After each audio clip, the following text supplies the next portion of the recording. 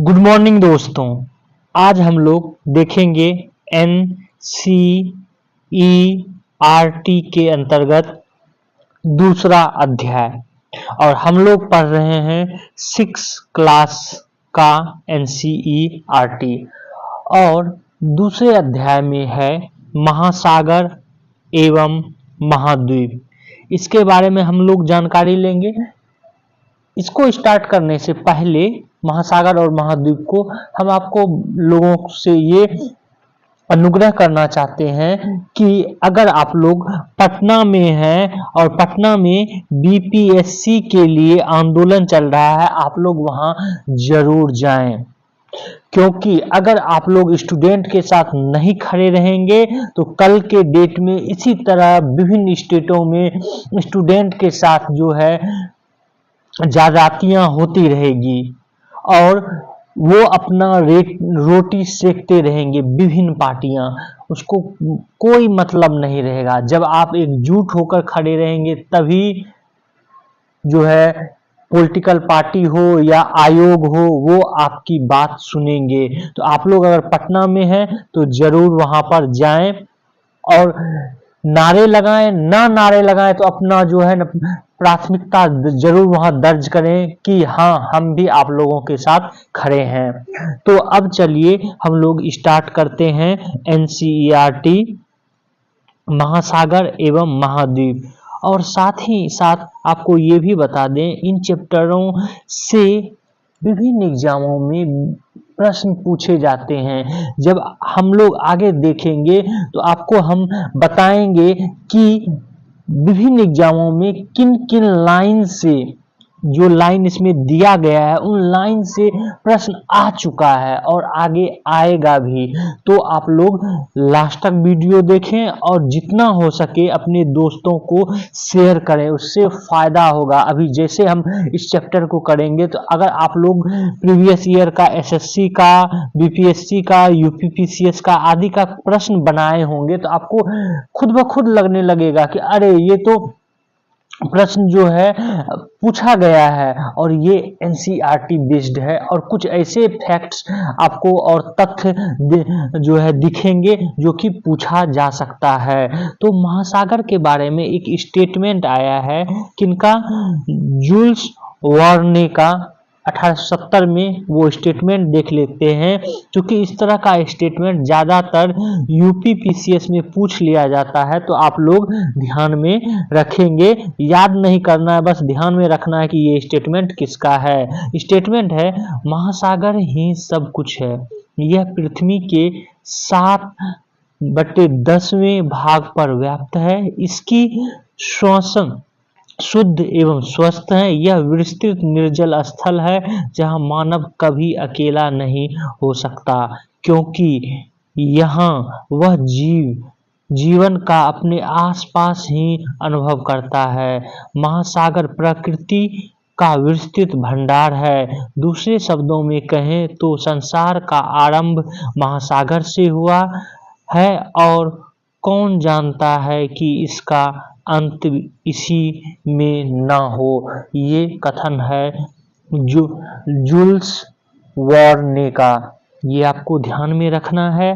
खास करके आपको ये स्टेटमेंट जो लास्ट पैराग्राफ है ये पूछा जा सकता है कि कहें तो संसार, महासागर ही सब कुछ है। संसार का आरंभ महासागर से हुआ है और कौन जानता है कि इसका अंत इसी में ना हो। यह कथन किसका है, तो जूल्स वर्ने का। इस तरह से आपको पूछा जा सकता है।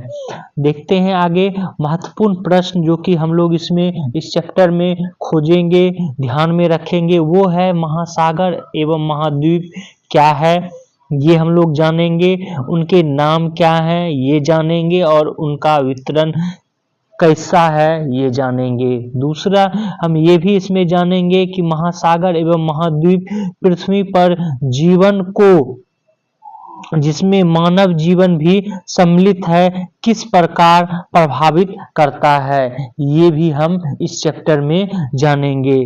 तो चलिए आगे हम लोग स्टार्ट करते हैं और देखते हैं। इसमें कहा गया है कि अंतरिक्ष से पृथ्वी का दृश्य छायाचित्र लूनर रिकॉन्नेसेंस ऑर्बिटर द्वारा ये छायाचित्र लिया गया है। इसके दृश्य के माध्यम से प्रशांत महासागर बाईं और अफ्रीका, ऊपर की ओर भारत और एवं एशिया के भाग दाएं और ऑस्ट्रेलिया और नीचे अंटार्कटिका को दर्शाया गया है इस मैप में।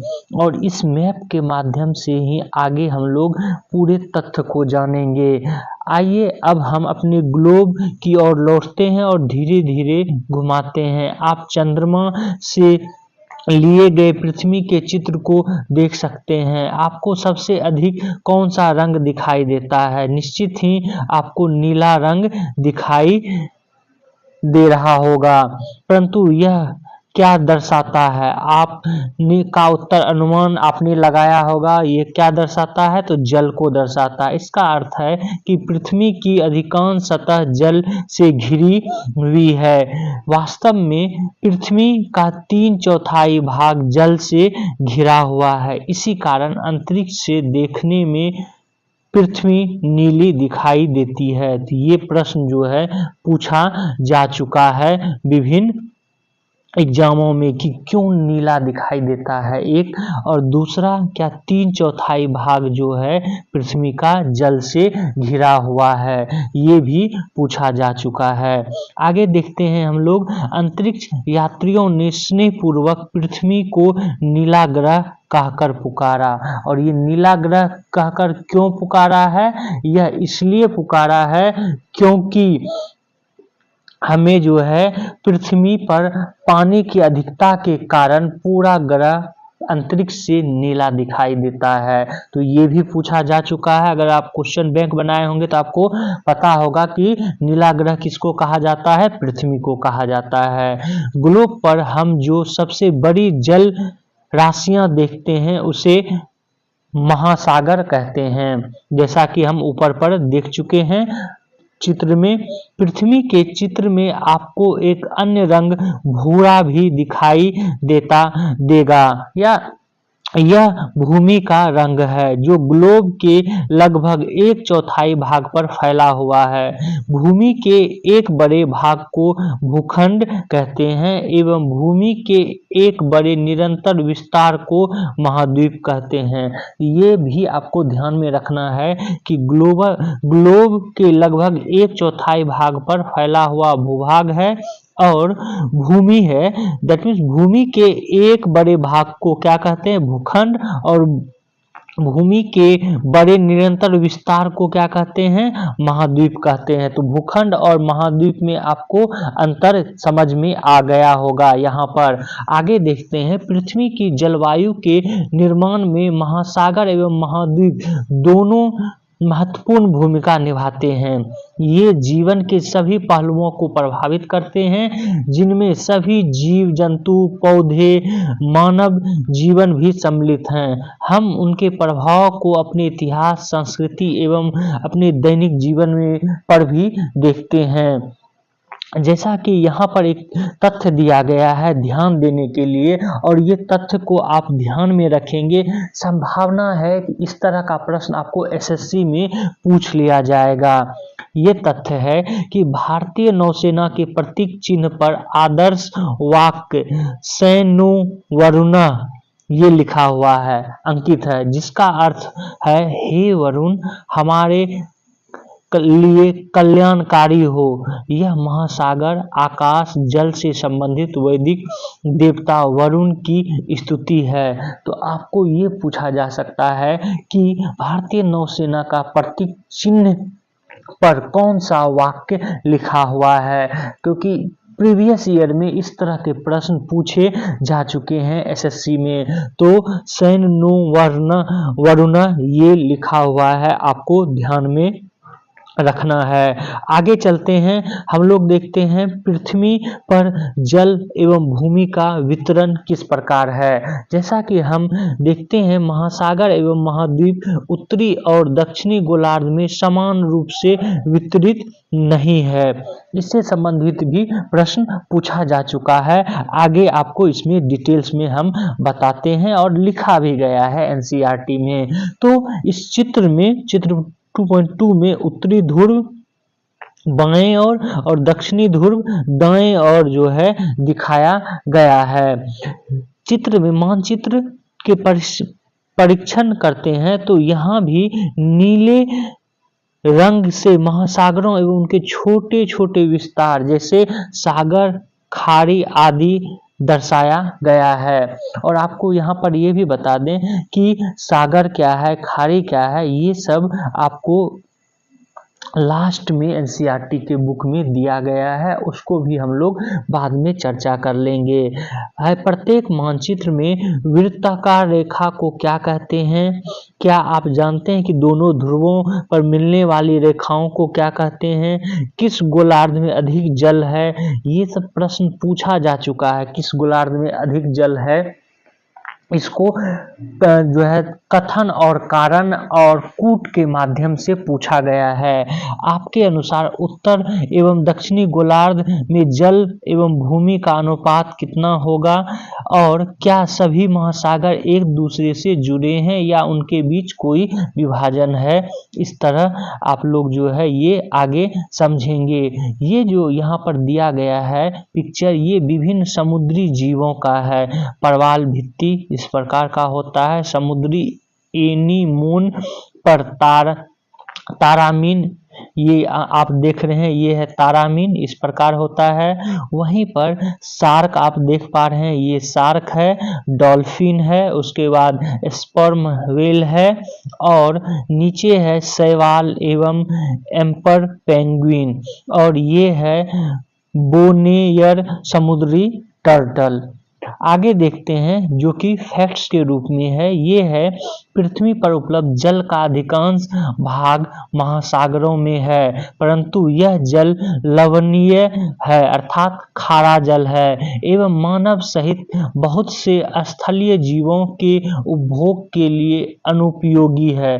दैट मीन्स हम लोग खारा जल उपयोग नहीं कर पाते हैं या नहीं कर पाएंगे। दूसरी ओर अलवणीय जल, दैट मीन्स जो पेय जल है, मीठा जल है, का पृथ्वी के जल संसाधनों में अत्यल्प हिस्सा है। यह हिमनद, दैट मीन्स ग्लेशियर, नदियों, झील, वायुमंडल एवं भूमिगत जल के रूप में फैला हुआ है। जब पृथ्वी पर जल प्रचुर मात्रा में उपलब्ध है, फिर भी जल की कमी अथवा जल की संकट की चर्चा क्यों सुनाई देती है? यह भी एक सोचने का विचार है और इस पर जो है आप लोग सोचें। और जब भी जल संकट की बात आए तो जो भी आपका विचार हो, उस विचार को मुख्य परीक्षा में, मेन में जो है बीपीएससी हो या यूपीपीसीएस में, तो उसको आप लोग जरूर लिखें। जल संरक्षण के कौन से उपाय से आप अवगत हैं? इनमें से किसका उपाय आपके घर, अपने घर, विद्यालय, गांव, उपनगर और नगरों में देखने को मिलता है? ये एक विचार करने के लिए कहा जा रहा है। अब हम लोग महासागर के बारे में जानेंगे। महासागर के बारे में जैसा कि चित्र 2.3 में भी दिखाया गया है कि विश्व में मानचित्र 2.3 में कि मानचित्र में हम 5 महासागर देखते हैं। कौन कौन सा याद रखना है। यहाँ तक कि हम देखे हैं बहुत सारे जो 8-9 क्लास के मतलब दैट मीन्स कि 12 में चले गए हैं, ग्रेजुएशन में चला गया है, उसको भी पता नहीं है कि महासागर कितने हैं। तो महासागर ये सब आपको याद रखना है। ये सब छोटी छोटी चीज़ें हैं, 6 क्लास की चीज़ें हैं। तो कौन सा महासागर है? प्रशांत महासागर है जो कि सबसे बड़ा महासागर है। उसके बाद अटलांटिक महासागर, हिंद महासागर, आर्कटिक महासागर और दक्षिणी महासागर, और याद रखेंगे कि दक्षिणी महासागर को ही अंटार्कटिक महासागर भी बोला जाता है। हमने यहाँ 5 महासागरों के नाम बताए। जैसा कि मानचित्र में यह स्पष्ट है कि ये वास्तव में अलग नहीं है। महासागरों का यह सीमांकन प्रचलन से अधिक कुछ नहीं है, क्योंकि प्राकृतिक जगत में ऐसी किन्हीं भी सीमाओं का पालन नहीं करता है। अर्थात यह यहाँ कहने का तात्पर्य है, जितने भी महासागर हैं वो सब एक दूसरे से जुड़े हुए हैं प्राकृतिक रूप में ये इस सारे जुड़े हुए हैं, और प्राकृतिक रूप में कोई विभाजन नहीं है। लेकिन मानव ने इसका विभाजन किया है 5 भागों में। उदाहरणतः समुद्र जल विभिन्न महासागरों में बहता रहता है, जो विविधतापूर्ण समुद्री जीवों को समृद्ध करने में सहायक है। अनेक प्रकार के पौधे एवं जीव जंतु की विभिन्न प्रजातियां इन महासागरों में पाई जाती है। समुद्री वनस्पति जगत में छोटे पौधे एवं सभी समुद्री शैवाल, एल्गी या सीवीड्स सम्मिलित हैं। समुद्री प्राणी जगत में हजारों प्रजातियों की रंगीन मछलियां, डॉल्फिन, व्हेल, अनगिनत रहस्यमय गहरे समुद्री जीव शामिल हैं। सूर्य की रोशनी वाली सतह से लेकर अंधेरे गहराई तक समुद्र के प्रत्येक क्षेत्र में जीव की विविधता देखने को मिलती है। आगे हम लोग देखते हैं, ये है आपको महासागर। कौन कौन सा? तो प्रशांत महासागर देख पा रहे हैं, सबसे बड़ा है। अंटार्कटिक महासागर उसके बाद आप हिंद महासागर देख रहे हैं। उसके बाद आप देखेंगे आर्कटिक महासागर, जो कि उत्तरी ध्रुव में है, और दक्षिणी महासागर जिसको कि अंटार्कटिक महासागर भी कहा जाता है, यह दक्षिणी ध्रुव में है। और यहाँ पर आप देख पा रहे हैं उत्तरी अमेरिका महाद्वीप में, उत्तरी अमेरिका, दक्षिणी अमेरिका, अफ्रीका, यूरेशिया के अंतर्गत यूरोप और एशिया आता है। उसके बाद आप ऑस्ट्रेलिया महाद्वीप देख रहे हैं, और अंटार्कटिका महाद्वीप दक्षिणी भाग में देख पा रहे हैं। इसके बारे में भी हम आगे चर्चा करेंगे डिटेल्स में। और यहाँ पर ये बताया गया है या पूछा गया है कि 5 महासागरों में किस गोलार्ध में कौन सा महासागर अवस्थित है। तो आप एक बार इस मैप को देखकर जरूर ये बताएं कि कौन सा महासागर किस गोलार्ध में पड़ता है। जैसा कि अभी हम देख पा रहे हैं, प्रशांत महासागर को देखें तो प्रशांत महासागर ये दोनों गोलार्ध में, उत्तरी में भी है, दक्षिणी में भी है, क्योंकि ये है कौन सा रेखा? विषुवत रेखा, या कौन सा रेखा?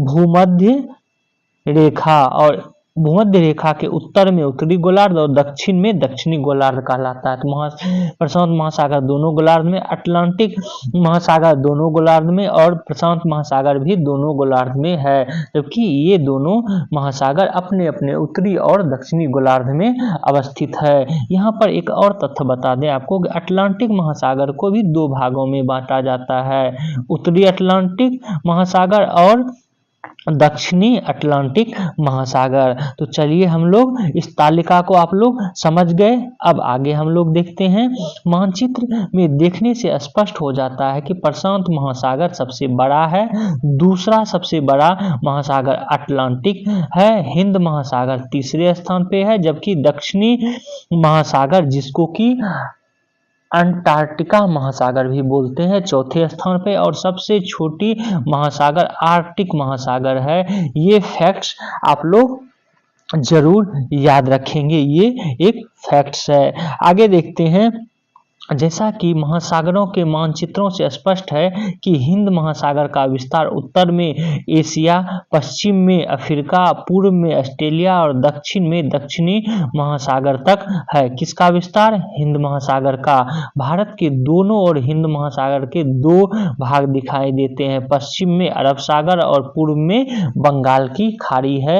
ये आप यहाँ पर मैप के माध्यम से देख भी पा रहे हैं, पश्चिम में अरब सागर, पूर्व में बंगाल की खाड़ी ये है। आगे देखते हैं हम लोग, महासागर और आपदाएं हालांकि इन सब के बारे में हम आगे के क्लास में, दैट मीन्स 8 और 9th क्लास में डिटेल्स में जानेंगे, लेकिन चूंकि ये 6 क्लास में है तो 6 स्टैंडर्ड के बच्चों को उस प्रकार समझाया गया है।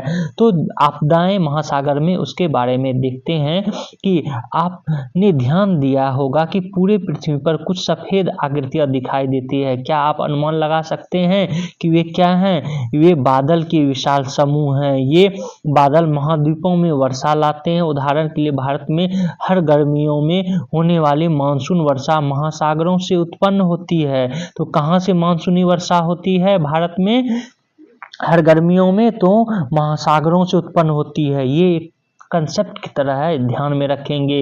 इस वर्षा के अभाव में हमारी कृषि, पूरी जीवन अस्त व्यस्त हो जाएगी अगर ये वर्षा का अभाव होगा, दैट मीन्स वर्षा नहीं होगा तो। महासागर तूफान को भी जन्म देता है। अत्यधिक वर्षा वाली विध्वंसक घटना अथवा अति प्रचंड हवाएं जैसे कि चक्रवात विश्व के तटीय क्षेत्रों में दूर दराज तक क्षति पहुंचाते हैं। तो ये एक महासागरीय आपदाएं हैं। आगे देखते हैं, एक अन्य प्राकृतिक आपदाएं सुनामी भी है, और सुनामी जो है एक जापानी शब्द है, ये भी आप लोग ध्यान में रखेंगे। समुद्र में उत्पन्न होती है यह सुनामी। यह विशाल और शक्तिशाली तरंग होती है जो महासागरीय तल में तीव्र भूकंप अथवा ज्वालामुखी के फटने के कारण होती है। तो सुनामी क्या है? यह एक विशाल और शक्तिशाली तरंग है जो कि महासागर में कैसे उत्पन्न होती है? तो भूकंप से या विशाल ज्वालामुखी फटने से। सुनामी हजारों किलोमीटर तक जाकर तटीय क्षेत्रों को डुबा सकती है जिससे व्यापक स्तर पर हानि होता है। और इसी तरह का सुनामी 2004 में 26 दिसंबर 2004 को हिंद महासागर के आसपास भारत और अन्य 13 देशों में सुनामी आई थी, और यह सुनामी इंडोनेशिया में आए भूकंप के कारण आई थी।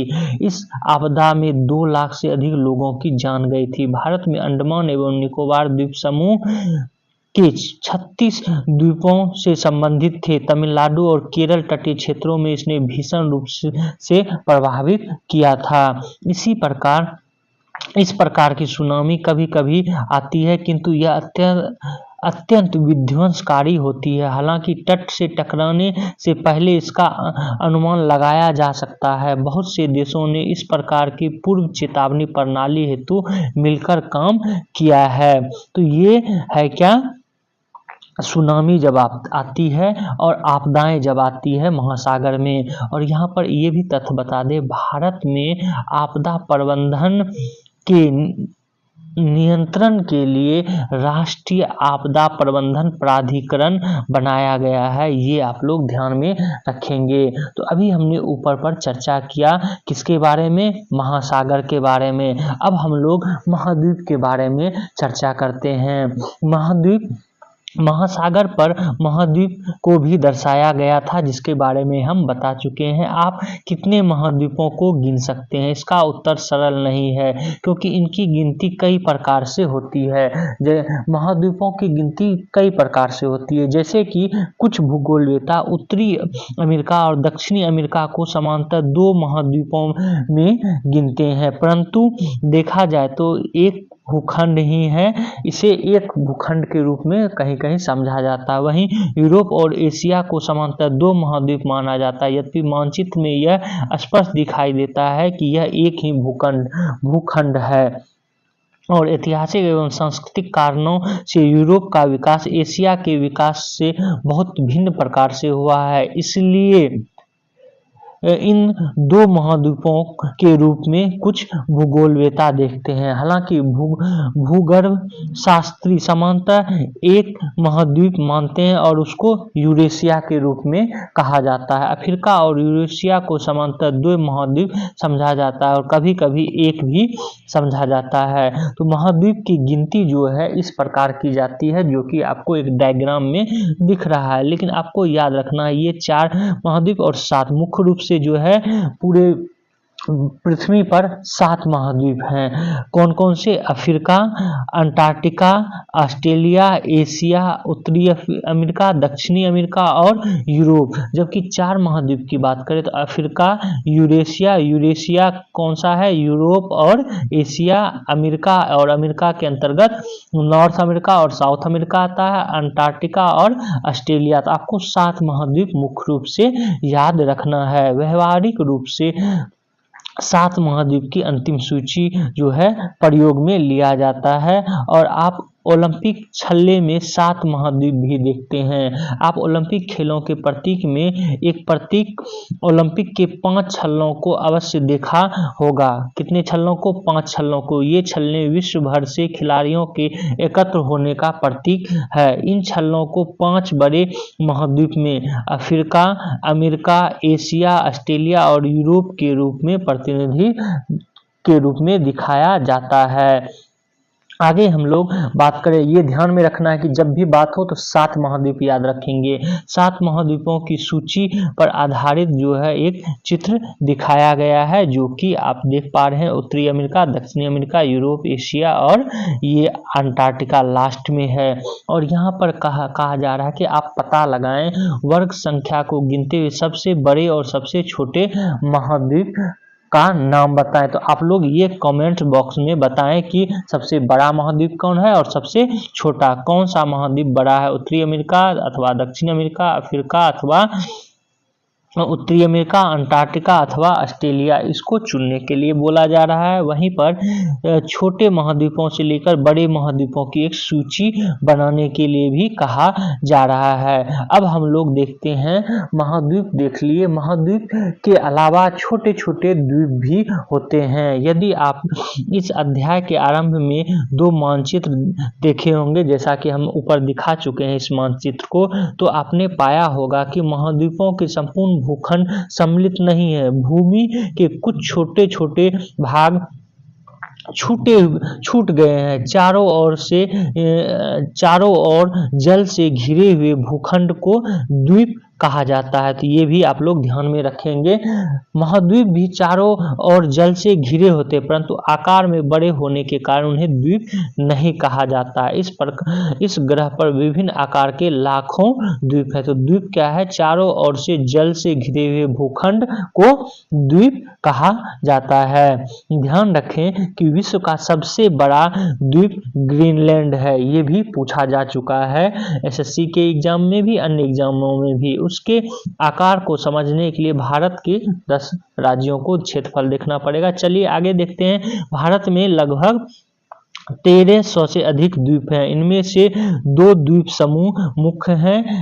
1300 द्वीप हैं अलग अलग, लेकिन द्वीप समूह जो है द्वीपों का एक ग्रुप को कहा जाता है। तो ये है बंगाल की खाड़ी में स्थित अंडमान निकोबार द्वीप समूह और अरब सागर में स्थित लक्षद्वीप। ये दोनों से भी प्रश्न पूछे जा चुके हैं। अगला है कि 1981 से भारतीय अंटार्कटिका कार्यक्रम के अंतर्गत अंटार्कटिका में अन्वेषण किया जा रहा है। और अंटार्कटिका ऐसा महाद्वीप है जहां की जलवायु बहुत ही अधिक ठंडी और कठोर है। 1983 में भारत ने अंटार्कटिका में दक्षिणी गंगोत्री नामक पहला वैज्ञानिक बेस स्टेशन स्थापित किया था। बाद में 2 और बेस स्टेशन स्थापित किए गए। इस सुदूर प्रदेश में भारतीय वैज्ञानिकों के लगभग 40 दलों ने विशेष रूप से जलवायु परिवर्तन के विकास पर शोध किए हैं। और यहाँ पर पुस्तकालय और डाकघर भी अवस्थित है। और इसके अलावा भी दक्षिणी गंगोत्री के अलावा भी और 2 यहाँ पर स्टेशन है। कौन सा है आप लोग कमेंट बॉक्स में बताएंगे।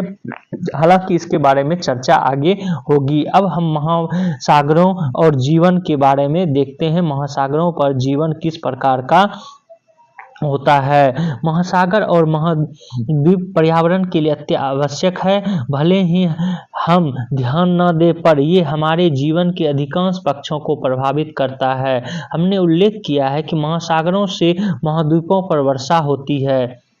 ये याद रखेंगे कि महासागर के कारण ही जो है महाद्वीप पर वर्षा होती है। ये एक कथन और कारण या कूट के रूप में पूछा जा सकता है। यह पृथ्वी के जल चक्र का भाग है जिसे आप आगे विज्ञान में पढ़ेंगे। महासागरों के बिना वर्षा नहीं होगी तो पृथ्वी मरुस्थल बन जाएगी। तो महासागरों के बिना वर्षा नहीं हो सकती है। यह भी ध्यातव्य है कि दुनिया भर की आधी ऑक्सीजन महासागरों का वनस्पति जगत उत्पन्न करता है, इसलिए इन्हें पृथ्वी का फेफड़ा कहा जाता है।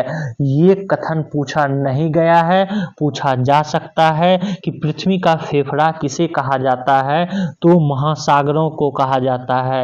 ज़्यादातर लोगों को लगता है कि जंगल को कहा जाता है, या बहुत सारे लोग ब्राज़ील के जो जंगल हैं उसको मान लेता है, लेकिन याद रखना है आपको, महासागरों को पृथ्वी का फेफड़ा कहा जाता है। इस प्रकार महासागर जलवायु को नियंत्रित एवं पृथ्वी पर जीवन को बनाए रखने के लिए महत्वपूर्ण योगदान देता है। महासागर अनेक प्रकार के मानव जाति को प्रभावित करते हैं। आरंभ काल से ही एक जगह से दूसरी जगह जाने पर सभी प्रकार के सामानों के व्यापार, सैनिक अभियान संचालन, भोजन, मछली करने के लिए लोगों ने महासागरों और सागरों का प्रयोग किया है, और महासागरों ने पूरी दुनिया के तटीय क्षेत्रों पर रहने वाले लोगों की संस्कृति को भी पोषित किया है। उन सभी संस्कृतियों की किंवदंतियां और कहानियां समुद्र और समुद्री देवी देवताओं के रूप में, दैत्यों के रूप में लोग जानते हैं। महासागर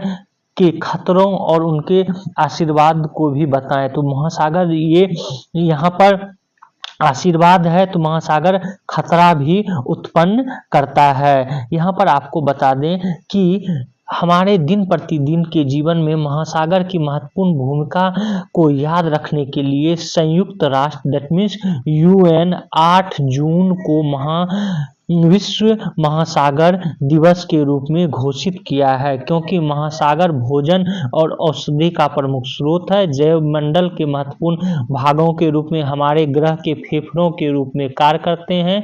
वैज्ञानिक अध्ययन से पता चलता है कि मानव की बढ़ती समुद्री गतिविधियों ने महासागरों को प्रदूषित किया है। हम प्रति वर्ष लाखों टन प्लास्टिक कचरा समुद्र में फेंकते हैं, जो समुद्री जीवों का जीवन संकट में डालता है। प्रदूषण के और भी बहुत प्रकार होते हैं, परिणाम स्वरूप समुद्री पर्यावरण पर खतरा मंड रहा है। समुद्रों में आवश्यक से अधिक मछली पकड़ना भी समुद्री जीवन का पतन का एक कारण है। हम सभी का सामूहिक दायित्व है कि पृथ्वी और मानवता के भविष्य के लिए महासागरों को बचाने का प्रयास करें, और इसीलिए विश्व महासागर दिवस कब मनाया जाता है? 8 जून को। ये भी आप लोगों को ध्यान में रखना है। आगे बढ़ने से पहले ये एक दो तथ्य हैं। पृथ्वी पर विस्तृत जलाशयों में महासागर और विशाल भूखंड को महाद्वीप कहा जाता है। इसके बारे में पहले भी बता चुके हैं। दक्षिणी गोलार्ध की तुलना में उत्तरी गोलार्ध में स्थल भाग अधिक है। ये प्रश्न पूछा भी जा चुका है विभिन्न एग्जामों में। महासागर सभी प्रकार के समुद्री जीवों को पोषित करता है और विश्व की जलवायु में महत्वपूर्ण भूमिका निभाता है। कौन? तो महासागर। तो ये था आपको NCERT आज का दूसरा चैप्टर। अब हम लोग कल जो है अगला चैप्टर करेंगे, और इस चैप्टर से संबंधित कुछ तथ्य हैं, जैसे महासागरों में जो ये गल्फ स्ट्रीम है, दैट मीन्स जितने भी धाराएं हैं उन सब के बारे में हम आगे के क्लास में चर्चा करेंगे। और आप लोगों से ये रिक्वेस्ट है, आप लोग इस वीडियो को शेयर करें, सब्सक्राइब करें, बेल आइकन को जरूर दबा लें, जिससे कि आपको भी फायदा होगा, और शेयर करेंगे तो आपके दोस्तों को भी फायदा होगा। और आपको ये बता दें लास्ट की अब विभिन्न एग्जामों में NCERT से ही प्रश्न पूछे जा रहे हैं, तो आप लोग NCERT जरूर से जरूर पढ़ें, और पेपर भी करंट अफेयर्स के लिए। Thank you for watching this video.